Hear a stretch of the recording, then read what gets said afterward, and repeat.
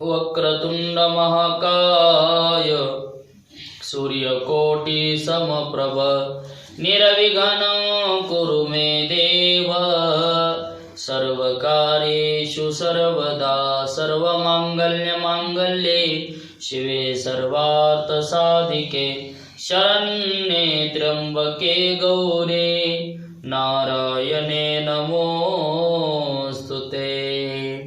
महायोगपीठे तटे भीमरत्यं वरं पुण्डरीकाय दातुं मुनीन्द्रैः समागत्यतिष्ठां तमानन्दकन्दं परब्रह्मलिङ्गं भजे पाण्डुरङ्गं। परमपावन अखिल कोटी ब्रह्मांड नायक पंढरीश पांडुरंग परमात्मा यांच्या कृपा आशीर्वादाने आपण श्रीमद भागवतावरील एका घटकाचं चिंतन करत आहोत।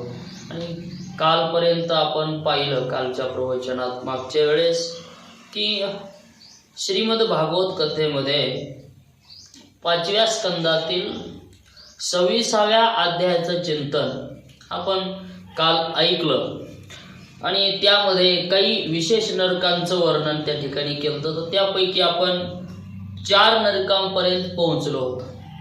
किती नरकापर्यंत? 4 पैकी शुकदेव भगवान वर्णन करतायत की ज्या पद्धतीने ज्या जीवाची गती असेल त्या पद्धतीनं त्याला ते भोग प्राप्त होतात आणि भोगावे लागतात। त्यामध्ये मग यस्त्विह वा उग्र पशुणो वा प्राणत उपरंधयते तमपकरुणं पुरुषादैरपि विगर्हितं मूत्र। आणि अशा पद्धतीने यमानुचरा कुंभिपाके तप्त तैले उपरंधयंती। भागवतकार वर्णन करतात की अशा पद्धतीचं कृत्य केलं। काय केलं? मग कुंभिपाक नरकाचं आपण काल चिंतन केलं।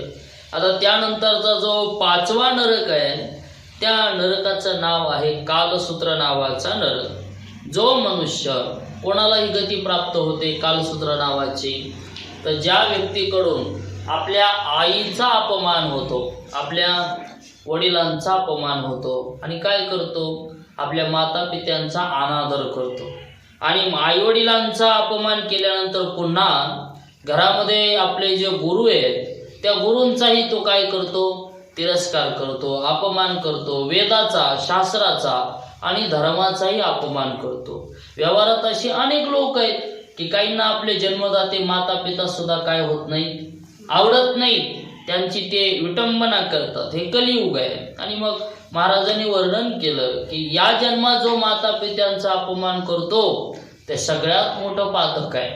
आणि मग अशा प्रकारचं पाप भोगत असताना जो शास्त्र, धर्म, ग्रंथ, वेद किंवा संप्रदाय, देव, धर्म या गोष्टीला मानत नाही, अशा व्यक्तीला महाराज म्हणले यांना जो विरोध करतो त्याला कालसूत्र नावाच्या नरकामध्ये हे यमदूत नेऊन टाकतात। आणि मग तिथं काय करतात म्हणले, वरून सूर्य तापलेला असतो त्या कालसूत्र नावाच्या नरकात आणि खालून काय लावलेला असतो, अग्नी लावलेला असतो, जाळ लावलेला असतो। आणि पोहोचलेला ते पापी जीव तहानेनं भुकेनं काय होतं, तिथं व्याकुळ होतो आणि व्याकुळ झाल्यानंतर मग भयंकर त्रास सहन करावा लागतो। महाराज म्हणले ना काय की तहाने भुके व्याकुळ झाल्यानंतर त्याचे शरीर आतून बाहेरून जळायला लागतं। काय होतं?